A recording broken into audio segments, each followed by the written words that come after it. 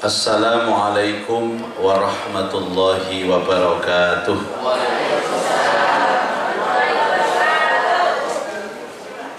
Bismillah, alhamdulillah, wassalatu wassalamu ala rasulillah Sayyidina wa maulana Muhammad ibn Abdillah wa ala alihi wa sahbihi wa mawalah wa la hawla wa la quwata illa billah. Subhanaka la ilma lana illa ma 'allamtana innaka antal alimul hakim. Rabbi shrah li sadri wa yassir li amri wahlul 'uqdatam min lisani yafqahu qawli, amma ba'du. Yang sama-sama kita hormati, kita cintai Sahibul Bait Al-Mukarram Bapak Gunawan Wibisono beserta keluarga, mentor kita Pak Alif, ada Pak Dandrem Rawuh, Kapten Edi, MC kebanggaan kita Ustadz Wasik, ibu-ibu, bapak-bapak, seluruh jamaah setia pengajian Samawa Sakinah Mawaddah Warahmah yang insya Allah semuanya dirahmati Allah. Alhamdulillah wa syukurillah, malam ini atas izin Allah kita semuanya hadir. Saya lihat wajahnya cerah, sumringah, walaupun masih nampak ada beban kehidupan karena cicilan belum lunas. Kita hadir dalam keadaan sehat walafiat, dan hari ini bagi yang memilih hari raya Idul Adha kemarin tanggal 29, hari ini sudah masuk tanggal 12 Dzulhijjah, masih ayyamut tasyrik. Ibu-ibu, bapak-bapak tahu artinya tasyrik itu apa? Tasyrik kok, bukan pakai kaf, pakai kof. Tasyrik kok. Tasyrik itu menjemur daging di terik matahari, ya, sebelah barat. Sudah nyemur daging, Bu? Itu kalau dulu, karena dulu tidak punya kulkas. Sekarang tasyriknya diganti menyimpan daging di dalam freezer, ya. Tapi ingat ibu-ibu, jangan sampai menyimpan daging di freezer itu nggak habis-habis sampai ketemu Idul Adha berikutnya. Ada beda orangnya juga datang kira-kira ini. Mudah-mudahan barokah silaturahim ini, barokah majelis ilmu ini, semuanya diberikan sehat walafiat. Yang punya urusan semoga dimudahkan urusannya, yang punya hajat semoga dikabulkan hajatnya, yang punya masalah semoga diberikan jalan keluarnya, tambah umur, tambah istiqomah ibadahnya, kuat iman dan Islamnya, dan kapanpun kita kembali sowan menghadap Allah benar-benar membawa husnul khotimah. Amin Allahumma amin. Bapak Ibu, kajian Samawa malam ini adalah mentauladani Sayyiduna Ibrahim. Tadi sempat ada kuis yang berkenaan dengan Ibrahim, ini penting sekali. Karena kita ini kan sudah terlanjur mengaku menjadi Islam. Dan kalimat yang Allah sampaikan dalam Quran tentang Ibrahim itu selalu kaitannya dengan Islam. Apa salah satunya? Selalu melekat dalam Ibrahim. Siapa Ibrahim itu? Selalu hanifan muslimah. Hanifan muslimah. Hanif itu lurus, muslim itu pasrah. Jadi agama itu sesungguhnya pondasinya adalah lurus dan pasrah.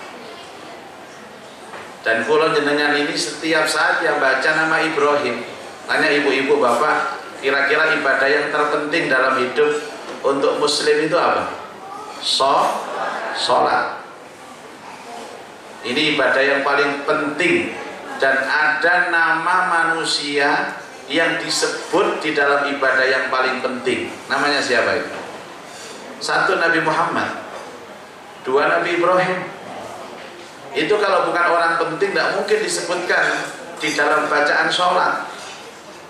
Panjenengan kalau sholat di tasyahud yang akhir baca apa? namanya sholawat Ibrahim. Allahumma sholli ala Sayyidina Muhammad wa ala ali Sayyidina Muhammad kama shallaita ala Sayyidina Ibrahim. Ini jamaah Samawa juga masih pakai Ibrahim, Bu. Apa mungkin sudah diganti? Katanya tetangga sebelah sudah diganti Sulaiman supaya kaya-kaya. Itu kalau bukan orang penting tidak mungkin disebutkan Allah, diminta dibaca di dalam ibadah yang penting. Buktinya kalau panjenengan menyebut nama saya ya batal salatnya. Misal Ibrahimnya diganti nama saya, Allahumma sholli ala Muzaki wa ala ali Muzaki, jelas batal Ibu. Itu Muzaki batal, apalagi diganti Gunawan, tambah batal ya. Allahumma sholli ala Gunawan wa ala Gunawan. Pernah nggak berpikir begini?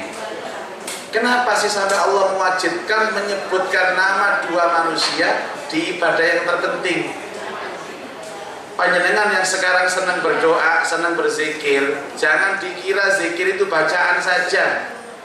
Kalau zikir itu bacaan untuk mengingat Allah, iya. Tapi zikir itu spirit, Bu, Pak. Semangat, ada maknanya, ada pelajarannya, ada hikmahnya. Nggak main-main loh nama manusia disebut Allah dalam ibadah sholat itu. Makanya saya setiap kali melepas ibadah orang haji itu saya katakan begini, Bapak Ibu bersyukurlah orang itu kalau sudah berangkat haji maka dia telah menyempurnakan apa yang dia ucapkan. Apa? Biasanya mengucapkan nama Nabi Muhammad, nanti berkunjung ke Nabi Muhammad. Biasanya mengucapkan nama Ibrahim, nanti berkunjung ke Nabi Ibrahim. Rasulullah dawuh bahwa Mekah itu berkah karena doa Ibrahim, Madinah itu berkah karena doa saya. Kira-kira kalau Bangkalan berkah karena doanya siapa? Pengajian sama, wah kira-kira begitu. GR, gak bahaya tadi.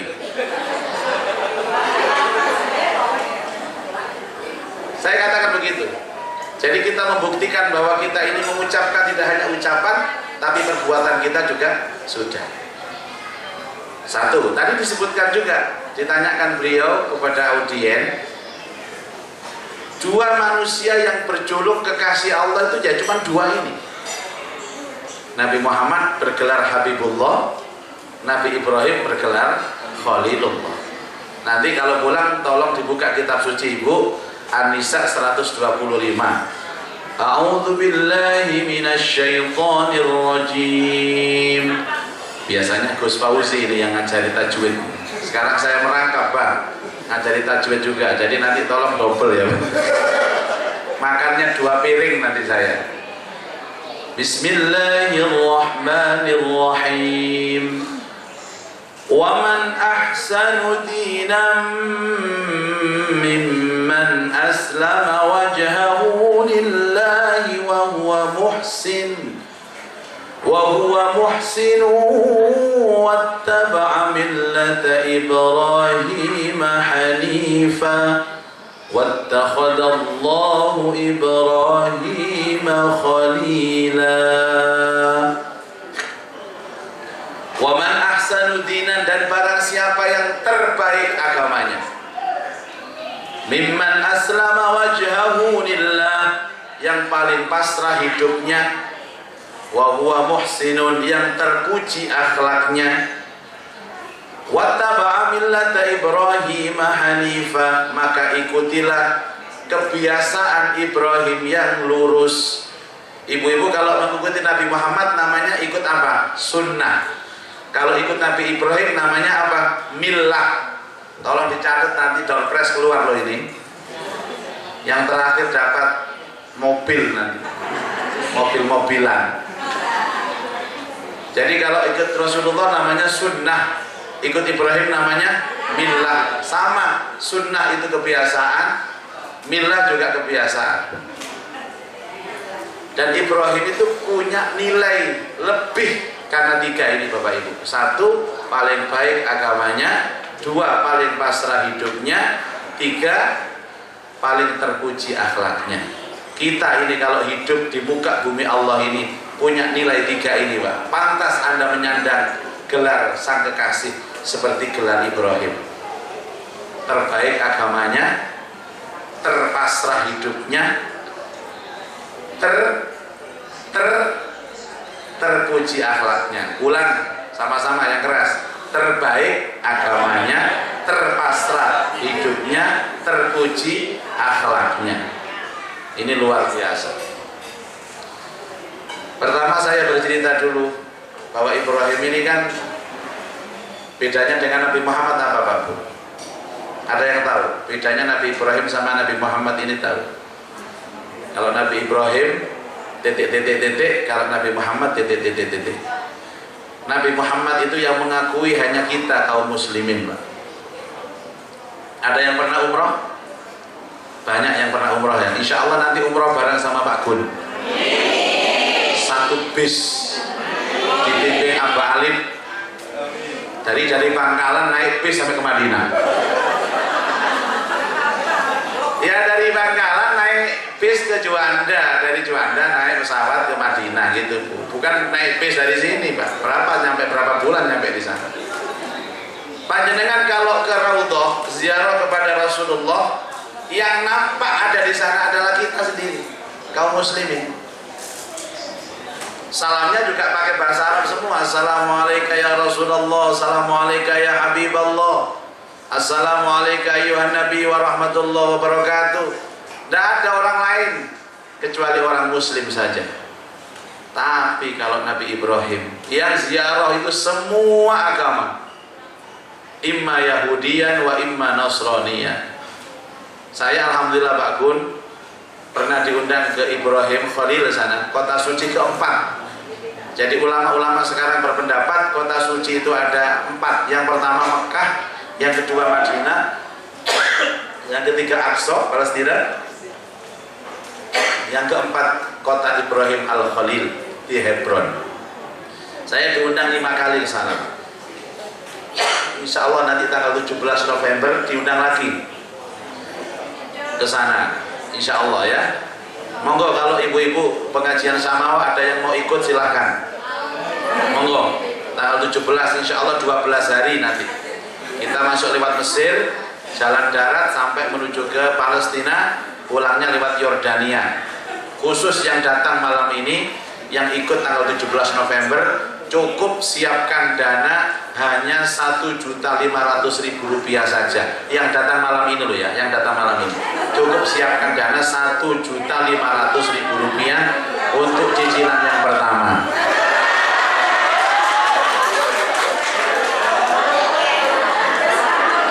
Saya tahu sama suka nyicil itu, saya tahu. Makanya DP-nya itu. Ongko ape dicicil, kodong dicicil, sandal dicicil. Mana mencicil kabeh orangnya. Yang ziarah di sana itu Bapak Ibu Yahudi, Nasrani, Muslim dengan tata cara ziarah yang berbeda-beda. Masya Allah. Ya mohon maaf saya tirukan saja Pak. Nanti saya dikira diviralkan, takut jadi temannya Pak Panji Gumilang nanti. Jadi begini-begini, ziarah di makam Ibrahim Al-Khalil, tapi hari-hari tertentu. Nasrani juga sama, mereka nyanyi-nyanyi di sana. Mereka mengakui Ibrahim itu nabiku, kata Yahudi. Nasrani, Ibrahim itu juga nabiku. Sampai Allah harus perlu menjawab. Terima kasih. Alhamdulillah ya Allah.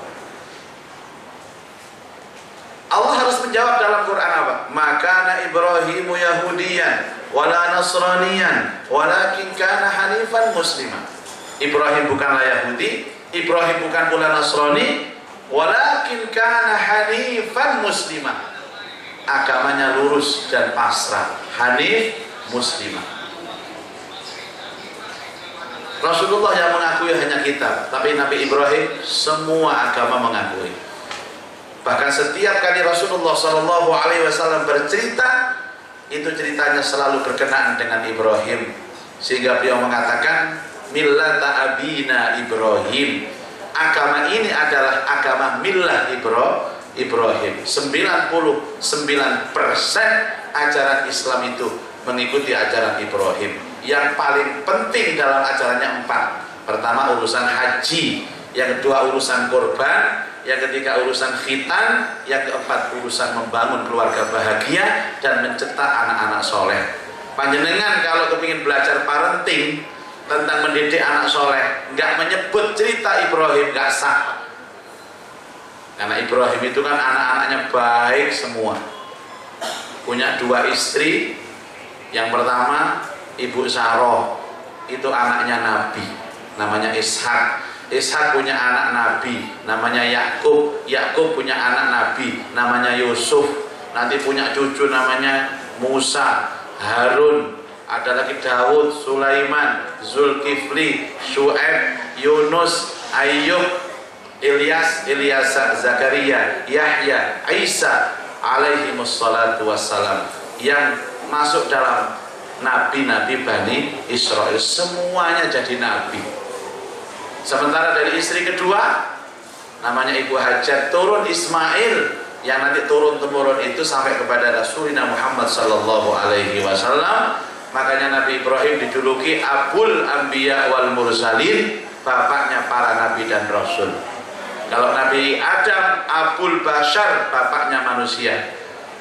Kalau Muzaki, bapaknya arek-arek. Itu perbedaan antara 3 ini tadi.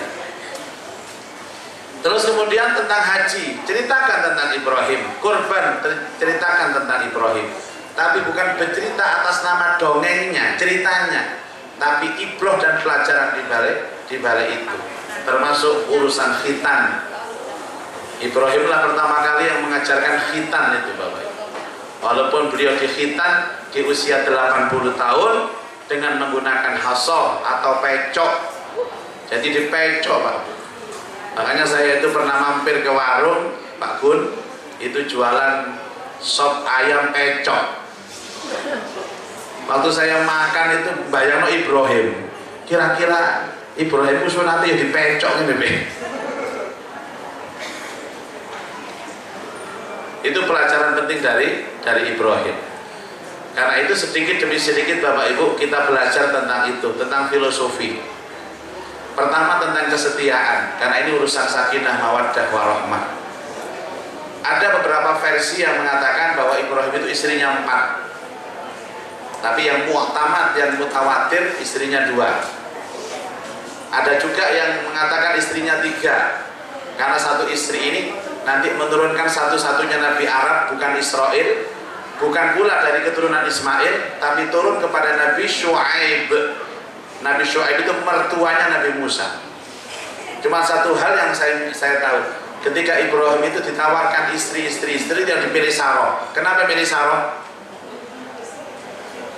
Nah, nama aslinya siapa, Bu? Maisaroh. Saroh. Ini adalah wanita tercantik di dunia di masanya. Jadi ada orang itu kalau cantik itu kan cantik di masanya.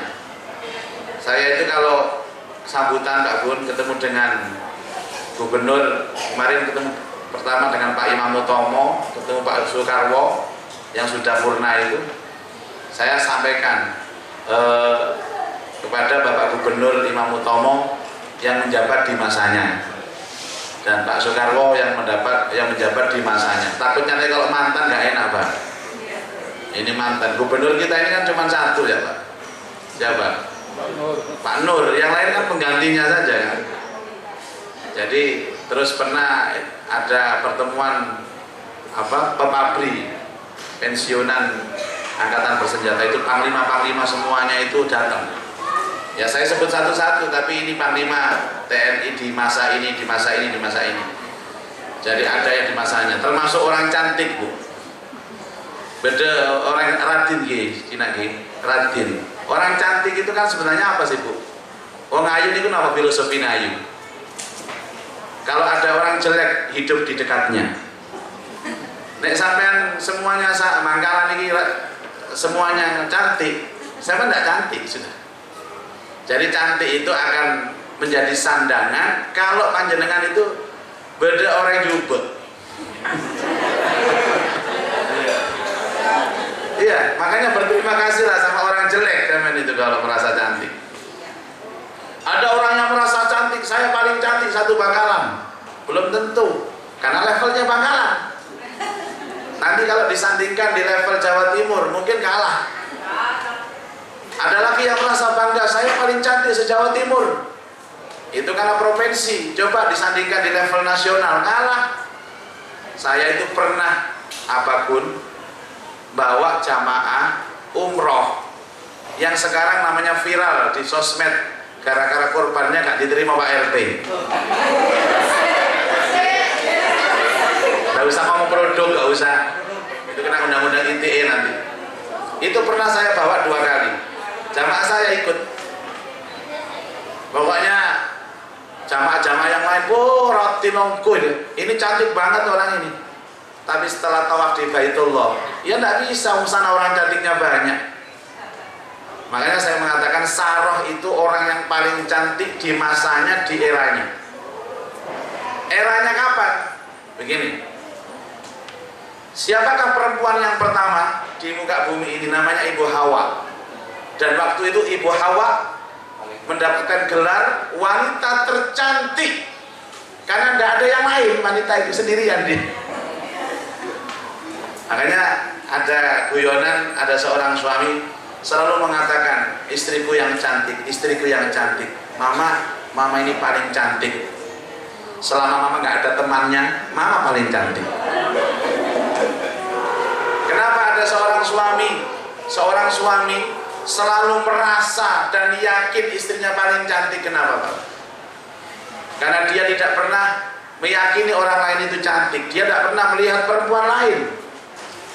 Dalam konsep ghaddul basar, tundukkan pandangan. Imam Asy-Syafi'i itu pernah didatangi oleh seorang suami, seorang laki-laki. Imam, saya ini sudah rumah tangga 20 tahun dan sekarang saya merasakan kejenuhan dalam rumah tangga.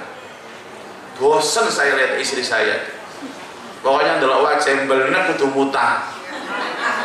Ya kira-kira bojo sampean ya padha Bu, cuma gak ngaku ngono ae.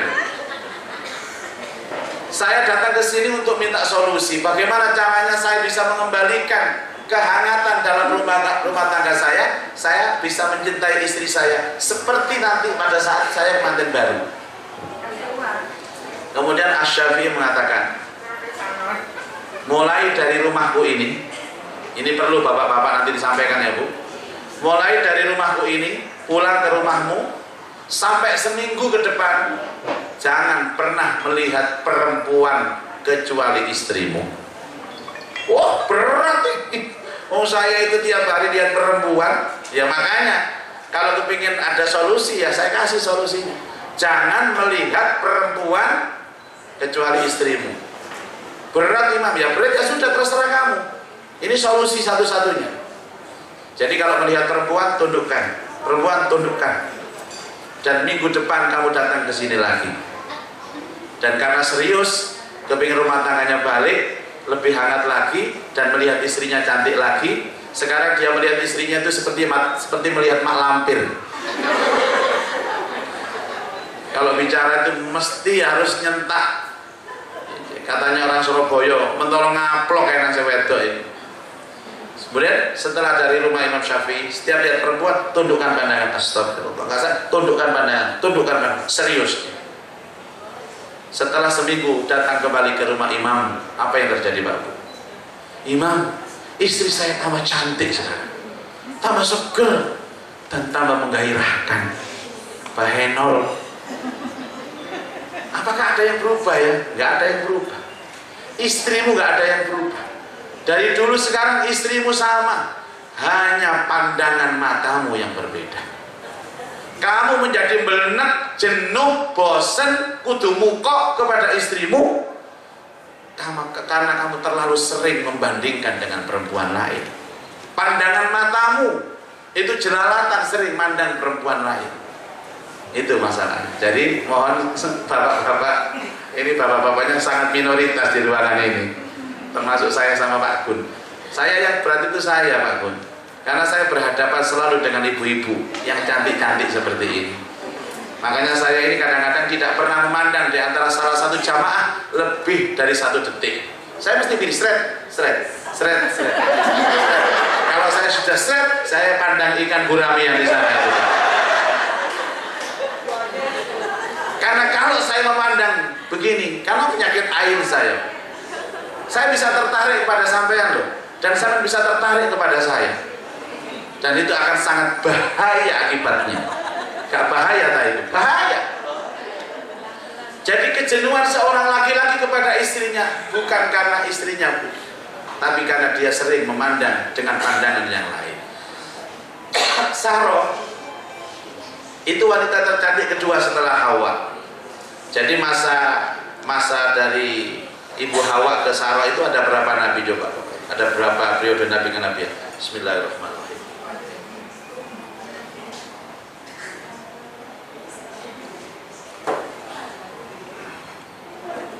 Nabi Adam, Idris, Nuh, Hud, Soleh, Lut, Ibrahim.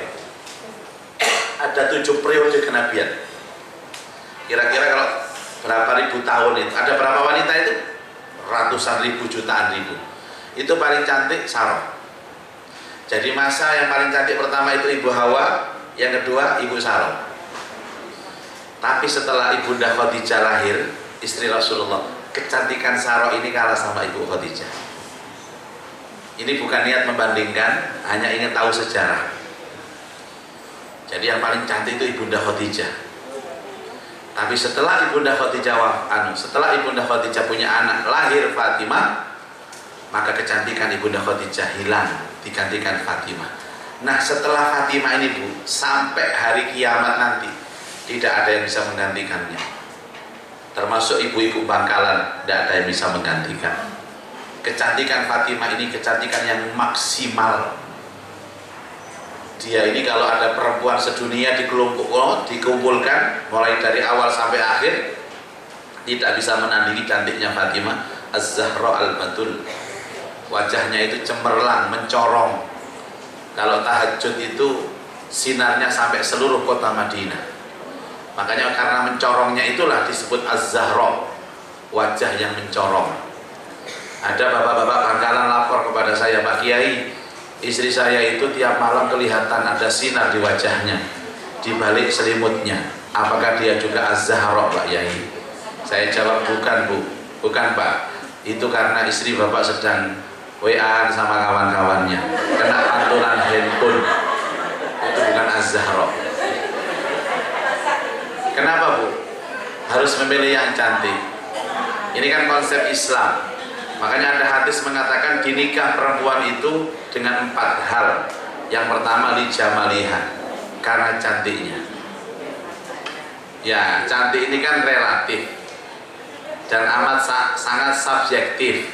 Tapi ada cantik dalam koridor umum.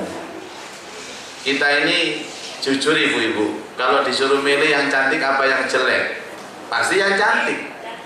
Normal kan? Waras itu namanya. Nah, saya juga mikir kalau semuanya pilih yang cantik dan pilihannya semua dikabul sama Allah, setiap laki-laki dapat yang cantik, terus yang jelek ikut siapa? Norok saya lah, Bu, Kiai, Kiai juga maras kok Kiai. Enggak, nanti ada pembahasan sendiri tentang takdir wajah itu. Cuman orang itu kalau sudah cantik secara zahir, suaminya tidak akan punya pilihan untuk melirik wanita lain. Ya, loh, baru saya protes ya. Ya, nanti saya jawab ya. Kata siapa? Kata saya ini. Nanti ada yang protes. Jadi Sarah ini cantiknya luar biasa. Dan Ibrahim ini, Pak Bu, itu hidup di masa waktu itu pertama kali hidup di Mesir sebelum di Palestina. Di Mesir itu dipimpin oleh Raja Ramses pertama, Fir'aun pertama, yang punya akhlak bejat. Kebejatannya itu suka perempuan, tidak bisa melihat perempuan cantik raja waktu itu. Kalau ada perempuan cantik, ambil jadikan istrinya, atau kalau enggak ya jadi gundiknya atau selirnya. Apakah dia masih gadis atau sudah punya suami? Kalau punya suami dirampas dari suaminya, kalau nggak mau suaminya dibunuh. Dengarlah raja ini atas kecantikan Sarah. Ada wanita cantik Tapi dia menyangka bahwa dia masih gadis waktu itu, padahal sudah menikah dengan Ibrahim. Jadi Ibrahim ini Bapak Ibu pernah hidup di 4 kota. Satu, Irak, lahirnya di Irak, Babylon. Yang kedua pernah hijrah ke Pakistan. Yang ketiga pernah hijrah ke Mesir, ke Palestina, di tanah Hijaz. Kalau Hijaz ini karena sebentar nggak termasuk, Arab itu Pak. Paling sebentar itu Arab. Arab kan hanya mengantar anaknya Ismail sama Hajar saja. Yang paling lama ada di Palestina, di Hebron, sampai beliau wafat di sana dan dikubur di sana bersama dengan istrinya. Akhirnya datanglah raja itu bersama pasukannya untuk menculik dan mengambil Sarah. Dan Sarah tahu gelagat seperti itu, bilang kepada Ibrahim, wahai suamiku, nanti kalau raja itu datang untuk menculikku dan bertanya kepadamu, kamu siapaku? Jangan jawab aku adalah istrimu, kamu suamiku. Jawablah, aku adalah kakak dari perempuan ini. Kalau enggak, kamu dibunuh. Dan Ibrahim nurut. Itulah kebohongan pertama yang dilakukan Ibrahim. Ibrahim itu selama hidupnya usia 120 tahun, bohongnya cuma 2 kali. Yang pertama bohong gara-gara menyelamatkan nyawanya. Ditanya oleh raja, kamu siapanya perempuan ini? Saya kakak laki-lakinya, bukan suaminya. Yang kedua bohong ketika diajak untuk pesta ibadah menyembah berhala, itu bohong. Oleh ayahnya Azar, dia mengatakan dalam Al-Quran, faqala inni sakim, ayah maaf, aku tidak bisa ikut, saat ini aku sedang sakit. Dalam kurun hidupnya bohongnya 2 kali, dan bohongnya itu pun untuk menyelamatkan nyawa dan menyelamatkan akidah, bukan karena kesengajaan. Artinya sesungguhnya Ibrahim itu tidak pernah bohong dalam hidupnya. Itu dicontoh oleh Rasulullah Sallallahu Alaihi Wasallam. Maka Rasulullah hidupnya nggak pernah bohong Bapak Ibu. Sekalipun Nabi tidak pernah bohong. Makanya saya itu sering mengatakan dalam tulisan-tulisan, kalau ingin bukti cinta sama Rasulullah, cinta sama Nabi Ibrahim, jangan bohong dalam hidup, jujurlah dalam hidup. Makanya julukan Nabi As-Siddiq, jujur. Ya. Kita ini sering apa Pak? Menisbatkan cinta Rasulullah harus salawatan. Betul, salawatan itu bukti cinta Rasulullah. Tapi nggak cukup Bapak Ibu salawatan itu. Rasulullah itu orang yang jujur. Siap jujur ya Bu? Siap jujur ya Bu? Kok katanya mantep jawabannya. Ya Allah. Pernah bohong nggak Bu? Ini zamannya Pak Gunawan jujur-jujur ya. Tapi betul ini kan latihan jujur. Pernah bohong Bu? Nggak pernah tapi sering. Sering atau rutin Bu? Rutin atau istiqomah? Karena sehari nggak bohong itu mulutnya pahit ya Bu ya. Pahit Mbak, pahit Mbak. Apa? Kurang bojo palingan lagi Mbak. Belum bohong aku ini Mbak. Kemudian dicoreklah Sarah ini. Dan memang wanita itu kalau dari awal dia wanita yang istimewa, dijaga sama Allah. Ada ayat begini, kalau kita itu menjaga Allah, hidup kita dijaga Allah. Maksud menjaga Allah itu ya perintahnya dijalankan, larangannya ditinggal, segala sesuatunya itu ya karena Allah. Orang itu hidupnya pasti dijaga Allah. Kan ada ingatlah kepadaku, aku ingat kepadamu. Kalau kamu menjaga hakku, aku menjaga hakmu. Hidup ini kan simpel dong. Makanya ada orang sumpek, ada orang stres, ada orang galau, itu aneh. Rumusnya cuma satu. Kalau sekarang kita bermasalah kepada orang lain, itu pasti kita bermasalah sama Allah. Pasti. Kalau ada urusan masalah sama istri, ada hubungan yang gak harmonis sama istri, itu pasti kita hubungan harmonis kepada Allah terganggu. Pasti sudah. Tidak ada persoalan hidup yang kita rasakan sekarang kecuali muaranya berasal dari hubungan kita dengan Allah. Jelas sudah. Ada yang punya utang Bu? Jujur boleh, jujur. Masya Allah, ya suruh jujur ya. Ya nanti minta dibayar utangnya sama Pak Gunawan nanti. Ya, utang itu kan boleh, nggak ada masalah. Maka dulu itu kalau ada kiai-kiai jaza itu, nah kalau bisa kamu itu hidup utang terus saja nggak apa-apa. Karena biasanya orang yang banyak utang itu panjang umur. Karena doanya begini, ya Allah jangan panggil nyawaku dulu sebelum utangku nyaur. Gimana nyaur Bu? Udah lunas utang lagi, lunas utang lagi. Jadi salah satu alasan kita minta panjang umur kepada Allah itu ya karena masih ada utang. Ya Allah jangan cabut nyawaku ya Allah, utang masih numpuk ya Allah. Gimana gak numpuk, udah lunas utang lagi. Sekalian pelajaran Bu, kalau minta banyak rezeki harus ada alasannya. Barusan tadi ada jamaah di luar tanya sama saya, Yai saya ini kok sudah berdoa kepada Allah minta rezeki, tapi kok kelihatannya kok seret rezeki saya. Sama doanya gimana Pak? Ya Allah luaskan rezekiku, kurang Pak, salah. Harus ada alasannya. Ya Allah luaskan rezekiku untuk haji, gitu loh Pak. Ya Allah luaskan rezekiku untuk nyantuni anak yatim, gitu loh. Ya Allah luaskan rezekiku supaya saya bisa umroh. Jadi harus ada alasannya. Setiap doa wajib ada alasannya. Tapi jangan bapak-bapak alasan begini, ya Allah luaskan rezekiku untuk nikah lagi.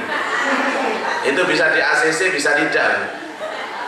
Kalau di ACC alhamdulillah, kalau tidak ya bisa musibah itu. Harus ada alasannya. Saya kan minta sehat kapan hari. Badan saya tidak enak. Saya janji sama Pak Gunawan tanggal ini harus hadir di Samawa di Terak Bulan. Ya Allah sehatkan badanku agar aku bisa datang pengajian di Samawa. Ini yang jarang kita lakukan. Sudah saya ijazahkan kepada Bapak Ibu. Kalau minta urusan sehat, urusan dunia, urusan rezeki, sebut alasannya. Sebut alasannya. Ya Allah luaskan rezekiku untuk bayar utang, boleh. Ya Allah luaskan rezekiku untuk apa, boleh. Untuk biaya anakku kuliah, ya Allah boleh. Jangan dilepas Pak. Orang lepas itu ujian ngambang. Sama dengan orang anak minta uang ke orang tuanya. Pak minta uang Pak. Pasti bapaknya tanya, buat apa uangnya? Pokoknya minta uang, nggak dikasih. Tapi setelah kita ngomong buat apa kita jawab, terus itu alasannya masuk akal, dikasihlah uang. Makanya mulai sekarang kalau minta luas rezeki, sebutkan alasannya. Kalau saya Pak, langsung jujur sama Allah. Yang penting doanya kan nggak keras-keras, supaya orang lain nggak mendengar. Kalau orang lain mendengar ya todus, malu. Saya sekarang mau bikin rumah baru, saya langsung ya Allah rezeki, luaskan rezekiku supaya saya bisa bikin rumah baru. Anak sudah besar-besar, pengen ganti mobil, jujur aja kepada Allah Bu. Ya Allah saya pengen rezeki yang luas, pengen ganti mobil. Ya mobil-mobilan tadi itu. Sudah. Sarah ini itu kan dijuluki abidah, ahli ibadah. Taatnya kepada Allah itu luar biasa. Karena ketaatannya kepada Allah itulah maka dia dijaga sama Allah. Coba sekarang bayangkan begini, seperti Asia istrinya Fir'aun. Istri Fir'aun ini kan ada yang mengatakan, oh berarti istrinya Fir'aun ini tiap hari kumpul sama Fir'aun, begitu. Padahal Rasulullah pernah bercerita begini, walaupun Asia itu istrinya Fir'aun, tapi Asia karena taat kepada Allah, dia dijaga. Salah satunya dijaga dari ancaman Fir'aun, termasuk ketika Fir'aun minta tidur sama Asia. Apa kata Rasulullah? Ketika Fir'aun mau tidur dengan Asia, maka Allah turunkan iblis untuk menggantikan jasadnya Asia. Jadi yang ditiduri sama Fir'aun itu bukan Asia, tapi iblis. Jadi Asia itu dalam sejarah kata Rasulullah itu masih perawan sampai meninggal dunia. Allah nggak rela kehormatannya direnggut sama seorang yang bejat kayak Fir'aun itu. Nggak rela. Itu pernah terjadi Bapak Ibu. Itu pernah terjadi dari jamaah kita. Ada seorang ibu-ibu kebetulan ditakdir oleh Allah menjadi istri seorang laki-laki yang doyan jajan. Apa doyan jajan itu, Bu? Ya jajan. Tahu jajan? Ya sering beli tahu petis, sering beli ayam geprek itu loh. Ode-ode, jemblem, cakwe, roti goreng. Tapi ini solehah, Bu, istrinya, Bu. Taat kepada Allah. Setiap saat dia berdoa, ya Allah sucikan badanku ini dari tercampurnya. Setiap hari suaminya itu jajannya tidak 1 warung 2 warung, Bu, kadang 5 warung loh. Dan pulang itu masih minta jatah kepada istrinya. Terus ini kuasanya Allah. Menurut suaminya dia sudah berhubungan dengan istrinya, tapi istrinya ini pernah mengaku bahwa saya tidak pernah disentuh sedikit pun oleh suami saya. Pernah mengaku kepada saya, tujuannya mengaku kepada kiai itu apa, tidak tahu saya. Kiai, saya itu tidak pernah disentuh sama suami saya. Sekarang sudah cerai. Bahkan dia pernah periksa ke dokter, Bu, dokter spesialis masalah itu, masalah cakwe tadi itu. Dan katanya dokter, ibu ini masih gadis, masih perawan loh.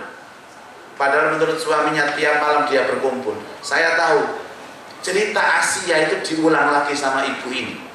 Ibu ini disucikan sama Allah, ahsanat farjah, disucikan sama Allah. Tidak rela kalau orang suci, orang terhormat, orang ahli ibadah seperti ibu ini tercampuri, tercoreng-moreng dengan sesuatu yang sudah tercampur ke sana kemari. Ya, iku nek campur dari siji terus ya opo. Makanya sampai ada istilah iddah. Dulu kita pernah membahas tentang iddah, tentang masa tunggu seorang yang ditinggal suami, baik cerai maupun mati. Mati ada istilah 4 bulan 10 hari. Kenapa, Bu? Untuk memurnikan rahim. 4 bulan 10 hari itu cukup memurnikan rahim. Supaya apa? Nanti kalau dia menikah lagi, kemudian berkumpul dengan suami yang baru, nggak tercampur dengan produk dari suami yang pertama. Masalahnya suami yang pertama itu kan kulitnya putih, yang kedua itu agak hitam. Kalau campur, Bu, bisa-bisa lahir anaknya kayak zebra, hitam putih, Bu. Ada wanita yang dimuliakan Allah. Siapa mereka? Yaitu wanita yang hari-harinya memuliakan Allah. Jadi Siti Sarah itu, Bu, ketika diambil, dimasukkan ke istana raja, setiap malam raja itu datang untuk berbuat yang tidak senonoh kepada Siti Sarah itu. Tapi setiap kali dia melihat tubuhnya itu muncul cahaya di tubuhnya, kaget. 2 kali gagal, 3 kali gagal, sampai yang kelima kali dia ke sana, keluar dari kamarnya, dia tersengat ular. Kakinya raja ini tersengat ular. Akhirnya tidak ada satupun dokter tabib yang bisa menyembuhkan, sampai akhirnya penyakitnya menjalar ke seluruh tubuh. Sama penasihat spiritualnya disarankan, coba Tuan Raja, kita panggil wanita yang Anda tawan itu, kelihatannya dia bukan orang sembarangan, minta dia menyembuhkan penyakit Tuan Raja, namanya Sarah itu. Dipanggillah Sarah dan disuruh menyembuhkan. Cukup dengan membaca Bismillahirrahmanirrahim, sembuh penyakitnya raja ini. Disitulah takut sekali raja dengan Sarah. Jadi Sarah selama berbulan-bulan ditawan sama raja, sekalipun tidak disentuh, dan raja tidak bisa menyentuhnya. Jadi kemurnian ketaatan kepada Allah membawanya menjadi wanita terhormat. Makanya ibu-ibu kalau ingin jadi wanita terhormat, ya hormatilah Allah. Yakin sama dijaga sama Allah dari laki-laki hidung belang. Laki-laki hidung belang itu kalau sekarang bahasa Inggrisnya kucing garong. Kucing garong itu ada bahasa viralnya itu buaya darat. Hati-hati. Tidak hanya kemudian bisa menyembuhkan, akhirnya raja ini merasa kagum dengan Sarah. Dilepas Bu Sarah, dipanggil Ibrahim untuk menjemputnya, dan tidak hanya dilepas, dikasih uang yang banyak untuk modal. Dan tidak hanya dikasih uang yang banyak, raja itu punya budak kesayangannya, itu dari golongan ningrat juga, namanya Hajar. Itu dia hadiahkan kepada Sarah sebagai pembantunya. Hajar juga cantik. Cuman karena Hajar ini adalah nasabnya langsung kepada Rasulullah, Rasulullah tidak pernah menyebutkan Hajar itu cantik, tapi yang disebutkan Saroh adalah cantik. Gak enak, Bu, kan satu jalur keturunan. Jadi Nabi Ibrahim itu pulang itu bawa istrinya yang masih gadis, masih murni, dikasih hadiah. Siapa? Hajar, juga cantik. Masya Allah. Inilah kemuliaan wanita. Makanya wanita itu sebenarnya satu, Bu. Kalau panjenengan ingin memviralkan diri, kan ada zaman sekarang itu dikit-dikit diviralkan gitu ya, Bu ya. Foto terus diunggah di TikTok, diunggah di Instagram. Orang viral itu gampang kok, Bu. Tidak ada zat yang paling hebat untuk memviralkan kita kecuali Allah. Rasulullah itu kan nggak main medsos, Bu, nggak main TikTok kok, tapi kan terkenal, viral. Viralnya tidak hanya di bumi, viralnya di langit. Ibu-ibu pengen viral di mana? Saya kira pengen viral di kamar mandi.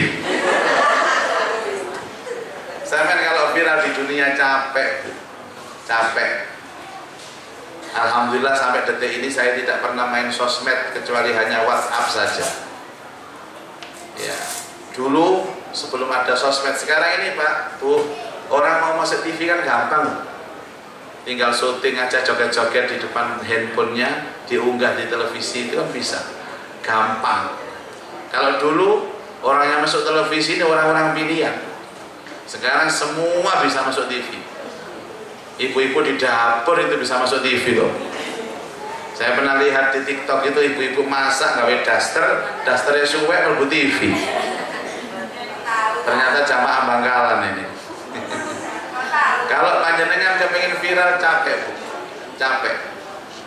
Lebih baik viral yang memviralkan Allah.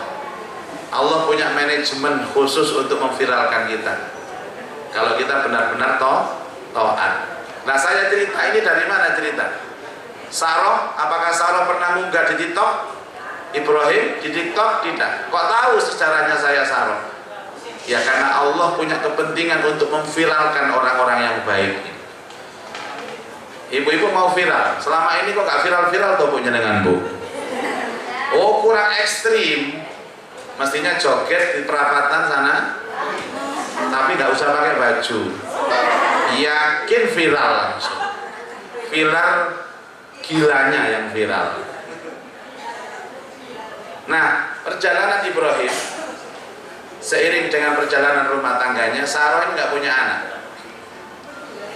Dan Saroh ini diputuskan dia mandul. Mungkin sudah periksa ke dokter spesialis kandungan pada waktu itu. Nggak tahu di rumah sakit mana, Bu. Kalau di Surabaya rumah sakit Lombok 22. Bahkan ketika dia mengatakan, malaikat mengabarkan dia punya anak, dia sempat mengatakan, qalat ya wailata a'alidu wa ana ajuzun wa hadha ba'li syaikh. Bagaimana mungkin aku bisa punya anak? Suamiku sudah tua dan aku divonis mandul. Di saat yang sama dilema. Dia tahu kalau suaminya adalah seorang nabi. Dan nabi harus ada generasi penerus. Sehingga suatu ketika Saroh datang kepada Ibrahim dan mengatakan, wahai suamiku, engkau adalah seorang nabi, sementara kita tidak punya anak, tidak bisa punya anak, aku mandul. Apa kata Ibrahim? Enggak masalah Saroh, enggak masalah engkau punya anak atau tidak, aku tetap mencintai kamu. Itu kesetiaan Ibrahim. Tapi aku yang masalah Ibrahim, aku yang masalah. Aku takut kalau sampai kamu gak punya keturunan, maka generasi kenabian itu akan terputus. Disitulah Rasulullah mengatakan, kenapa namanya Saroh ini perempuan yang pertama kali masuk surga? Jawabannya apa, Bu? Jawabannya karena nikah lagi, belum dijelaskan nikah lagi. Karena dialah wanita yang gelisah atas terputusnya generasi kenabian. Yang memikirkan generasi kenabian itu Saroh ini. Tolong Ibrahim pikirkan itu. Terus gimana solusinya? Kamu harus nikah lagi. Aku tidak punya anak, tidak bisa punya anak. Kamu harus nikah lagi. Enggak Sarah. Nikah lagi? Enggak. Nikah? Enggak. Jadi maaf Bu, Pak, yang maksa itu Sarah. Ini bukan kehendak Ibrahim. Ibrahim itu enggak mau. Coba kalau ada bapak-bapak bangkalan dipaksa sama istrinya ini begini kira-kira, apa yang terjadi Bu? Jangan dipaksa Bu. Oh nggak disuruh aja berangkat sendiri ya. Ini yang pertama, kesetiaan Ibrahim ini. Tapi akhirnya hatinya luluh. Ya sudah, kalau itu keinginanmu, aku setuju. Tapi tolong kamu yang mencarikan calon istriku. Apa katanya Bu? Kenapa harus mencari? Di rumah kita itu ada seorang perempuan. Hajarlah pilihanmu. Jadi mohon maaf, yang nyuruh nikah Sarah, yang melamarkan Sarah, yang menyuruh tinggal serumah Sarah, kamarnya juga di sebelah kamarnya Sarah. Tapi Ibrahim itu cintanya kepada Sarah, bukan kepada Hajar. Jadi dia menikahi Hajar itu semata-mata karena memang menyenangkan hatinya Sarah. Kenapa ada bahasa menyenangkan Bu? Ada sebuah hadis yang menjelaskan ketika Sarah mengatakan seperti itu, dia mengatakan, pada saat saya menyuruh Ibrahim menikah dengan Hajar, Allah mencabut rasa cemburuku. Jadi memang saya baru tahu kalau Allah itu dalam kondisi tertentu juga mencabut rasa cemburunya istri. Makanya saya ada cerita, setiap kali Rasulullah itu melamar seorang perempuan, ketika pamit dengan Ibu Aisyah, itu Rasulullah berdoa. Redaksi doanya itu terjemahnya begini Bu, ya Allah, hilangkan rasa cemburu di hati istriku. Ada bahasa Arabnya, tapi nggak saya sampaikan, takut viral Bu. Ini doa ketika suaminya izin nikah lagi. Kenapa? Saya juga belum berhasil masalah ini. Jadi saya tidak pernah menyebarkan masalah ini. Takut nanti viral, saya dibully oleh netizen. Betul. Jadi diangkat cemburunya Sarah. Sudah berjalan sampai akhirnya Hajar ini hamil. Perhatian Ibrahim mulai condong kepada Hajar lebih berat. Disinilah mulai cemburu itu datang. Dan dia mengatakan, dia berdoa kepada Allah Sarah ini, ya Allah, kenapa dulu saat saya menyuruh Ibrahim menikahi Hajar, kau cabut cemburuku, dan sekarang kau kembalikan cemburu ini. Dikembalikan, cemburunya luar biasa. Sampai ada kasus terusirlah Hajar dari rumah itu. Walaupun terusirnya Hajar ini atas drama dan skenario dari Allah, kemudian Ibrahim hijrah ke tempat yang namanya Hijaz atau Bakkah, atau dalam Al-Quran disebut Bakkatan Mubarakah. Itu karena kecemburuan dari seorang yang namanya Sarah. Pada waktu menyuruh, cemburunya dicabut sama Allah. Pada waktu hamil, ternyata cemburunya dikembalikan sama Allah. Makanya kadang-kadang ibu-ibu itu hatinya kan sensitif Pak. Kadang cemburuan, kadang-kadang sing lanang itu diumbar ae. Wis jana-jana Pak, karep-karepmu Pak, kan ada seperti itu. Suasana hatinya selalu berubah. Nah, Bapak Ibu sekalian, cerminan inilah cerminan kehidupan. Sampai akhirnya muncul sejarah Bakkatan Mubarakah.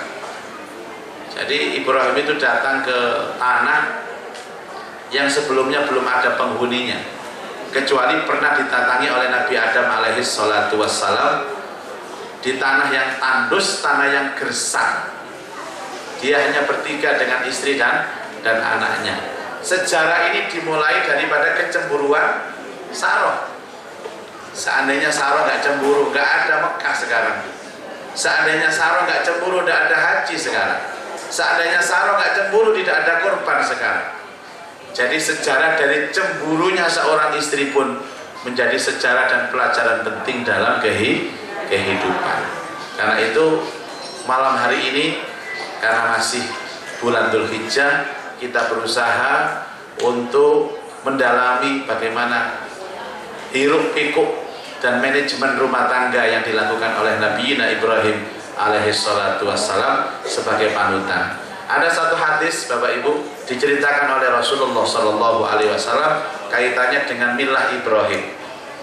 Ibrahim itu ditanya, kenapa engkau diangkat menjadi nabi dan rasul?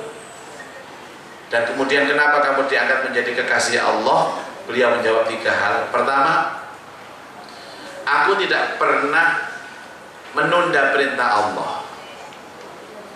Jadi tidak pernah menunda perintah Allah. Diperintahkan jalan langsung. Yang kedua, alasannya, aku tidak pernah gelisah dan khawatir tentang apa yang telah Allah jaminkan kepada saya. Yang ketiga, Bu, aku tidak pernah makan kecuali aku mengajak orang. Jadi Ibrahim itu kan ketika diperintah langsung jalan, tidak pernah menunda. Itulah rahasia kepangkatan Ibrahim menjadi kekasih Allah. Sholat, jalankan sholat. Ada perintah kurban, kurban. Ada diajak pengajian, datang. Responnya luar biasa. Kan ada sih karakter orang itu. Memang orangnya taat kepada Allah, tapi ketaatannya KW. Tahu KW? Sering menunda. Sholat itu Bu, sudah azan 1 jam baru sholat gitu. Kadang-kadang sudah mepet-mepet selesai baru double-double sholatnya. Duhur gandeng asar, maghrib gandeng isya. Yang parah itu subuh gandeng duha. Yang niatnya usolli fardhu subuhi kawanan itu ada Bu. Jadi mohon maaf, kalau ada orang yang punya karakter menunda perintah Allah, jangan bermimpi nanti diangkat derajatnya seperti Ibrahim. Ibrahim ketika bermimpi, saya baca tafsir tentang menyembelih anaknya Ismail itu kan langsung disampaikan kepada anaknya tanpa ditunda. Dan pada waktu menyampaikan kepada anaknya itu kondisinya badannya bergetar loh. Dia mengatakan dalam Quran, ya bunayya inni ara fil manam anni adbahuk fandur madza tara. Jadi sambil getar Bu, anakku, ayah bermimpi nak diperintahkan Allah suruh nyembelih kamu. Apa pendapatmu nak? Jadi walaupun dia seorang bapak punya otoritas merintah, tapi dia masih mengajak diskusi anaknya. Apa pendapatmu nak? Dan jawaban dari Ismail itu Pak membuat Ibrahim semakin gemetar. Jawabannya wenteng, menunjukkan anak soleh dan anak yang punya karakter. Ya abatif alma tu'mar satajiduni insyaallah minas sabirin. Wahai ayah, laksanakan perintah Allah, sembelih aku ya, insyaallah aku menjadi anak yang sabar. Tambah gemeter Ibrahim. Bapaknya soleh, anaknya soleh. Bapaknya beriman, anaknya beriman. Dan nggak ada Pak Ismail kayak begini di Bangkalan itu, jarang. Langsung diminta, langsung dituruti langsung. Kira-kira kalau ada Ibrahim Bangkalan bilang ke anaknya, nak, bapak ngimpi nak, suruh nyembelih kamu nak, gimana pendapatmu? Saya yakin jawabannya, gimana kalau bapak tak sembelih dulu aja? Bapak kan sudah tua, nggak produktif lagi, saya kan masih muda, masa depan masih panjang. Ini membuat Ibrahim gemetarnya luar biasa. Terus dia tidak pernah gelisah dengan apa yang telah dijaminkan Allah. Kenapa kita gelisah dengan apa yang telah ditetapkan Allah? Ajal kita ditetapkan Allah, jodoh kita ditetapkan Allah, termasuk rezeki kita ditetapkan Allah. Panjenengan hari ini kira-kira bisa nggak menghitung rezeki yang diterima Bu? Tadi masuk ke terak bulan gini dapat apa Bu? 1, hitung Bu, kotaan. Isi berapa itu kotaannya? 2. Dapat air mineral. Dapat makan? Sudah berapa totalnya itu? Nanti bayar di pojokan sana ya. Nggak terhitung nikmatnya. Itu nikmat yang nampak, belum sehatnya. Telinga bisa mendengar, mata bisa melihat, dapat cerita tentang Ibrahim, dapat macam-macam. Sesungguhnya semua telah dijamin Allah. Masa nggak percaya sama Allah? Wong orang lalat saja dijamin, kecoa dijamin, tikus dijamin. Masa kita ini khalifah yang punya akal, ya, punya potensi panca indera, masih kurang yakin kepada Allah. Yang ketiga, Ibrahim tidak pernah makan kecuali ngajak orang. Ya seperti Pak Kun lakukan malam ini. Ibrahim itu Bapak Ibu itu punya peternakan sapi. Punya peternakan sapi, sapinya ratusan. Apa jual beli sapi? Enggak. Nabi Ibrahim itu kalau ada tamu mesti nyembelih sapi. Setelah disembelih, sapinya dibakar. Makanya ada istilah hobinya Ibrahim itu makan sapi bakar. Sapi bakar itu dalam bahasa Al-Qur'annya namanya ijlin hanid. Ijl hanid. Ijl itu sapi, hanid itu dibakar. Kalau Bapak Ibu nanti ke restoran Arab, coba langsung, Pak makan apa Pak? Ijlin hanid. Nah, pasti dikasih sapi bakar. Nah, karena gak sapi bakar ya biasanya ayam geprek ya, bukan itu bahasa Arabnya. Ya ayam geprek gitu saja. Dibakarkan sapi bakar, dimakan Bapak Ibu. Kalau nggak habis, disuruh bawa pulang, diberkat. Luar biasa. Itu Ibrahim. Bahkan Ibrahim itu rela berjalan bermil-mil untuk kebutuhan satu saja, mencari teman makan. Tidak pernah makan kecuali ngajak orang. Ahli sedekah. Dan sedekah yang paling cepat kembali ya sedekah makanan itu. Kalau nggak percaya sampean, sering ngajak orang makan, oh rizkinya lancar kayak Ibrahim. Karena itulah Ibrahim diangkat menjadi khalil karena sebab ini Pak. Tidak pernah menunda perintah Allah, tidak pernah gelisah atas apa yang dijaminkan Allah, dan selalu ingin berbagi kepada sesama. Karakternya tidak pernah makan kecuali ngajak orang. Sanggup nggih Bu? Sanggup nggih Bu? Walaupun nggak 100%, ya sedikit demi sedikit. Malam ini kita sedekah 1 piring, besok 2 piring, besoknya lagi 3 piring. Ternyata 3 piring itu piringnya saja Bu, tidak ada makanannya. Kejut Bapak Ibu.